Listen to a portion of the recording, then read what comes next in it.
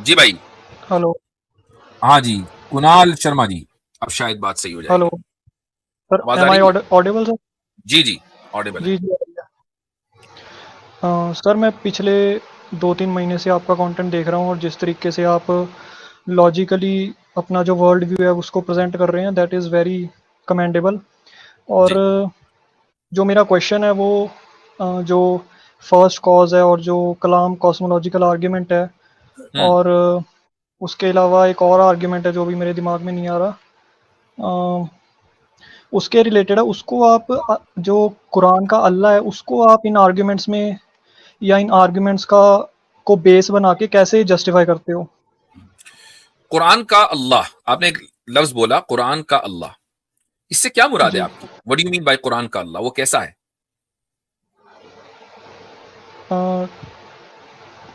Because अल्लाह जो है उसका मेंशन किसी और किताब में तो नहीं है ना, सिर्फ कुरान में ही मिलता है, तो इसलिए कुरान का अल्लाह। नहीं नहीं, मतलब वो ठीक है, चलिए उसका नाम हो गया कि जो कुरान में उसका नाम लिखा हुआ है, वो कैसा है? कुछ आपने उसके बारे में पढ़ा हो? ऑल पावरफुल है, ऑल वाइज है, ठीक। ऑल नोइंग है, ठीक। लॉर्ड ऑफ द वर्ल्ड है, वगैरह। क्रिएटर है, क्रिएटर जी। ऑफ एवरीथिंग है। ठीक है। ऑल जी। लिविंग है, और ऑल सीइंग है, ऑल हियरिंग है। ठीक है, वो हर चीज को जानता है। ये द कंपेलर है, मर्सीफुल है, मर्सी गिविंग है, ये तमाम उसकी, ऑल जस्ट है, ये तमाम उसकी कैरेक्टरिस्टिक्स हैं। ठीक है, इटर्नल है, जी। ये सब उसकी कैरेक्टरिस्टिक्स हैं। यही कैरेक्टरिस्टिक्स बाइबल के अल्लाह की भी हैं, तौरात के अल्लाह की भी हैं।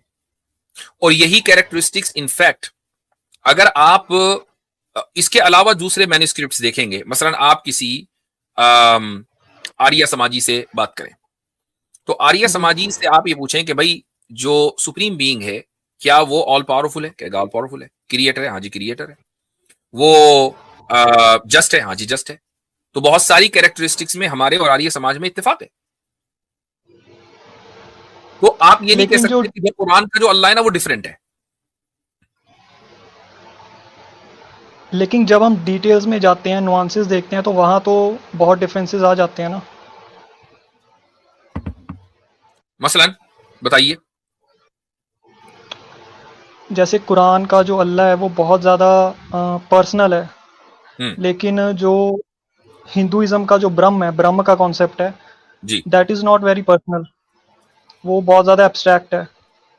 ओके, थोड़ा सा इसको तो ये एक बहुत, इसको थोड़ा सा इलेबोरेट करें कि वो बहुत पर्सनल है और वो एब्स्ट्रैक्ट है। What does that mean? जैसे जो हिंदुइज्म का ब्रह्म है वो हमारे साथ डायरेक्टली इंटरेक्ट नहीं कर सकता और ना ही करता है, एटलीस्ट जो डिस्क्रिप्शंस हैं उपनिषद इंटरेक्ट वगैरह में। नहीं कर सकता या नहीं करता? अ, उसके बारे में तो मैं श्योर नहीं हूँ, लेकिन हम्म। वी कैन से कि नहीं करता। ओके, वो फिर उसकी चॉइस है वो। या तो हम ये कहें वो कर नहीं सकता। अगर कर नहीं सकता तो ऑल पावरफुल नहीं है। और नहीं करता, वो एक अलग मसला है, वो मेरे साथ भी डायरेक्ट नहीं करता, वो आपके साथ भी डायरेक्ट नहीं करता। ठीक है, तो वो उसकी चॉइस है। चलिए आगे चलें। ये तो हिंदुइज्म का भ्रम हो गया। अब जो इस्लाम का अल्लाह है उसके बारे में आप कह रहे हैं कि वो बहुत पर्सनल है, विच मीन्स? जैसे एक और डिफरेंस ये भी है ना कि जैसे फॉर एग्जांपल अगर आप सिखिज्म में देखें तो उसका जो वाहे गुरु है हम्म। उसने जन्नत और जन्नम नहीं बना रखे, लेकिन इस्लाम का जो अल्लाह है उसने जन्नत और जन्नम बना रखे हैं। तो ठीक। ये एक बहुत कोर डिफरेंस है कि अगर एक है तो उसके हम्म। जी। एक है तो? अलग अलग अलग अलग, अगर एक है तो अलग अलग कम्युनिटीज के लिए अलग अलग तरीके के असूल क्यों सेट कर रखे हैं कि एक के लिए जन्नत और जन्नत बना रखे हैं, लेकिन दूसरी ये कम्युनिटी तो है उनके लिए ये नहीं। तो ये तो आपने सोचा ना कि एक कम्युनिटी के लिए अलग उसूल उसने बनाए, दूसरी के लिए अलग। हम ये कह रहे हैं कि उस कम्युनिटी ने खुद ही उसूल गढ़ के उनको अल्लाह की तरफ मंसूब कर दिया, इसलिए वो उसूल गलत हैं। तो आप, आपके यहाँ, अच्छा आपने हिंदुइज्म, आप हिंदू हिंदू है ना आप? जी जी हिंदू हूँ। तो बेसिकली पंजाब स्वर्ग, से बिलोंग करते हैं, तो यहाँ ठीक है, पे मेजोरिटी जो स्वर्ग है और नर्क का मुस्लिम। जो ऑप्शन, जो कॉन्सेप्ट है, वो आपने सुना ही होगा। जी बिल्कुल सुना है। ये क्या है स्वर्ग और नर्क? स्वर्ग और नर्क बेसिकली जन्नत और जन्नम, लेकिन वो इस्लाम के बहुत, जैसे अगर आप वेदों को देखें तो वहाँ पे सिर्फ स्वर्ग का कॉन्सेप्ट आपको मिलता है, लेकिन नरक का कॉन्सेप्ट नहीं मिलता, और स्वर्ग का भी बहुत ही वेग डिस्क्रिप्शंस आपको मिलती हैं, चलिए, लेकिन स्वर्ग और किसी नरक चीज का डिस्क्रिप्शन ना मिलना या उसका वेग डिस्क्रिप्शन मिलना इस बात की दलील तो नहीं है कि अगर किसी जगह उसका डिटेल डिस्क्रिप्शन है तो वो गलत है। नरक का तो बड़ा लंबा चौड़ा तस्करा है भाई सनातन में। यहाँ तक कि इवन की महाभारत में जो कौरव थे वो स्वर्ग में गए थे और जो पांडव थे वो नरक में गए थे। लेकिन वो हिंदुइज्म में स्वर्ग और नरक टेम्परेरी स्टॉप्स है ना, वो परमानेंट नहीं है। यहाँ पे तो परमानेंट गोल जो है वो मोक्ष को कहा गया है, तो मुक्ति को आप कहा ऐसा गया है। क्यों कह रहे हैं कि नरक और स्वर्ग का नहीं है? वो तो वहाँ का हाँ, जो है वो रीइंकारनेशन का सिस्टम है, वो अलग है, लेकिन स्वर्ग और नरक का लोक मौजूद है। दूसरी बात जो आप कह रहे हैं कि सिखिज्म में जन्नत और जहन्नुम का कॉन्सेप्ट नहीं है, तो सिखिज्म में मोक्ष का कॉन्सेप्ट है, और जो मोक्ष की परिभाषा की जाती है कि दुखों से निजात, वो जन्नत का कॉन्सेप्ट ही है मोक्ष का। अब उसमें लेकिन अलग अलग लेकिन मैं कैटेगरी का है, उसमें अलग अलग कैटेगरी का है।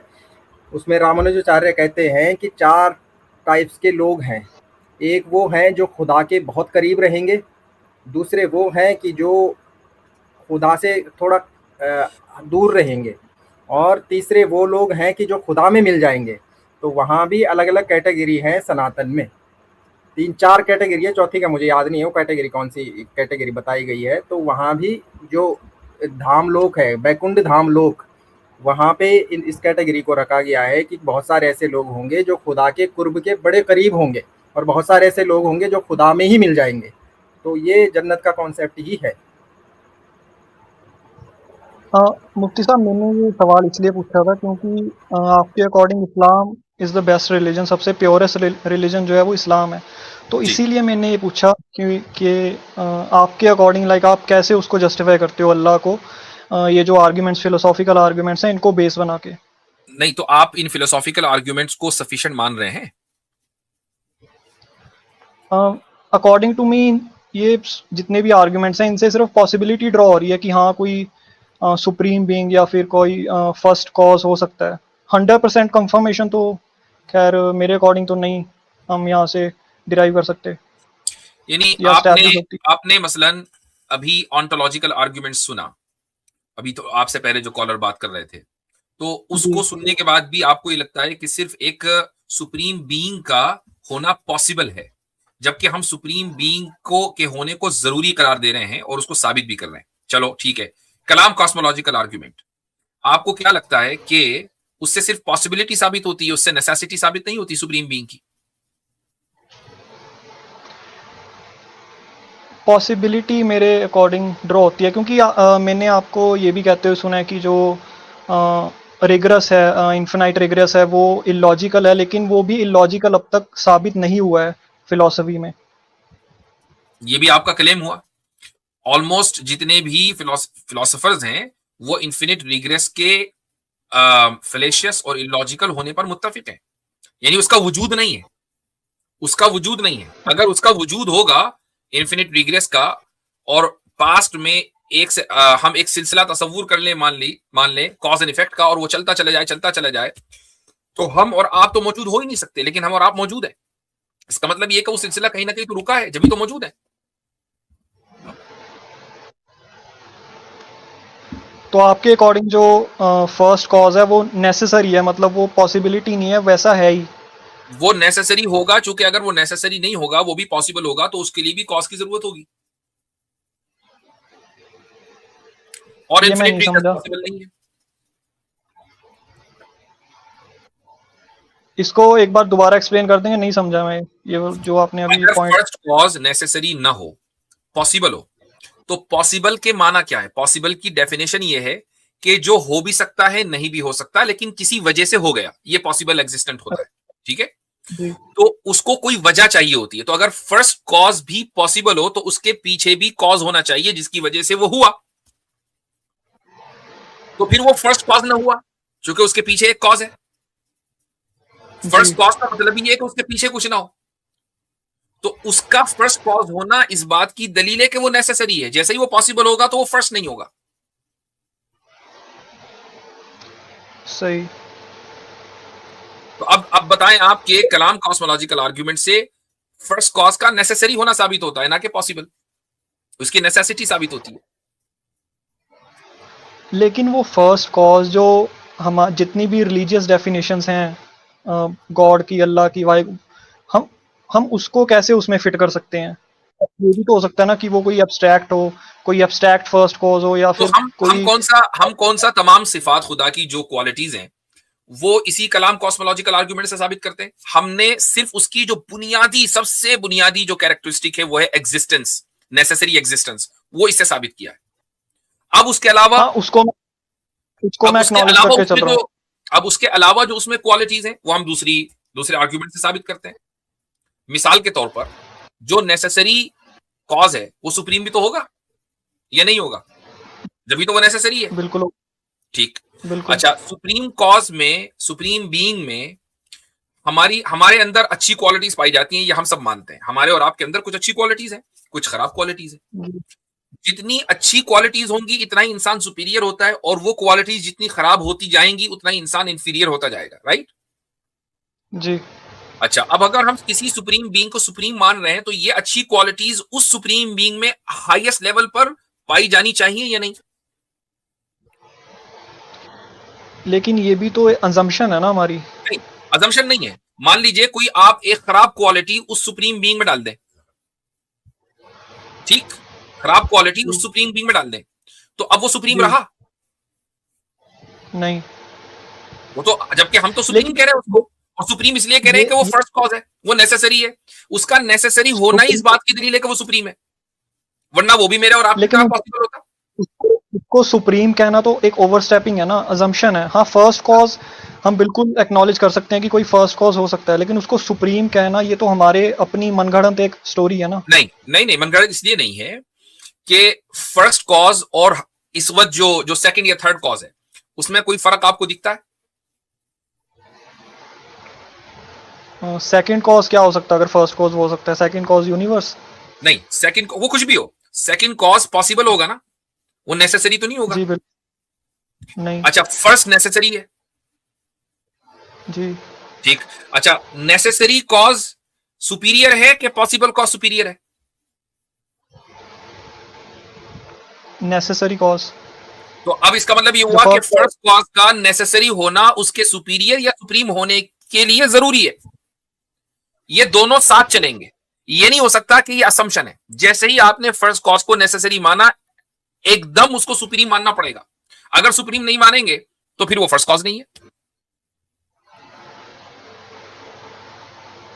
मतलब हम उसको फर्स्ट कॉज को सुप्रीम किस आधार पे मान रहे हैं? इसकी दलील क्या है कि वो सुप्रीम नेसेसरी है, और बाकी जितने कॉजेज हैं वो सारे पॉसिबल हैं। पॉसिबल नेसेसरी से इंफीरियर होता है, क्योंकि पॉसिबल कॉज वो होता है जिसका आगाज हो, जिसकी इंतहा हो, और नेसेसरी कॉज वो होता है जिसका ना आगाज हो, ना उसका अंजाम हो, ना वो खत्म होता हो, ना उसकी शुरुआत हो। तो जो ऐसा कॉज है जो हमेशा से है वो सुपीरियर होगा, या वो कॉज जो अभी शुरू हुआ और कल को खत्म हो सकता है वो सुपीरियर होगा? जो हमेशा से हमेशा मतलब रहेगा। साबित हुआ कि फर्स्ट कॉज जो कि नेसेसरी है उसका सुप्रीम होना जरूरी है, ये असम्पशन नहीं है। जी। अब जब वो सुप्रीम है तो सुप्रीम में जैसे ही आप कोई गलत क्वालिटी डालेंगे सुप्रीम नहीं रहेगा, तो कॉन्ट्रडिक्शन हो जाएगा, यही फैलेसी है। तो सुप्रीम में वो तमाम की तमाम क्वालिटीज जो हमारे अंदर नोबल हैं उस सुप्रीम में हाईएस्ट लेवल में पाई जानी चाहिए। मसलन हमारे अंदर मर्सी पाई जाती है, हम भी रहम करते हैं, लेकिन उसका ऑल मर्सीफुल होना चाहिए, तभी तो वो सुप्रीम है। अगर वो भी उसके अंदर भी इतनी मर्सी हो जितनी हमारे अंदर है तो फिर हम और वो बराबर हो गए, जबकि वो सुप्रीम और हम उससे इंफीरियर है। जी। तो बकिया जितनी भी क्वालिटीज हैं, नोबल क्वालिटीज, वो इस तरीके से साबित की जाती हैं। ठीक है, समझ गया मैं। मेरा एक और सवाल था सर। बस एक ही, इसके बाद इंशाल्लाह अगली मर्तबा, क्योंकि और भी लोग। ठीक है, thank you. You are welcome. मैं आप सभी हजरात से ये गुजारिश करूंगा कि इस वीडियो को अपने जितने भी ग्रुप्स हैं उसमें शेयर करें। इसी तरीके से अगर आप लाइक करेंगे तो उससे ये होगा कि जो यूट्यूब एल्गोरिदम है, तो आपके जो फॉलोवर्स हैं या जो आपसे लोग जुड़े हुए हैं उन तक ये वीडियो पहुंचेगी। ये जरूरी है कि इस्लाम का जो पैगाम है मुसलमान नहीं पहुंचाएंगे तो फिर कौन पहुंचाएगा? हमारा काम है यहाँ आकर गुफ्तगू करना, आपका काम है इस गुफ्तगू को आगे पहुंचाना।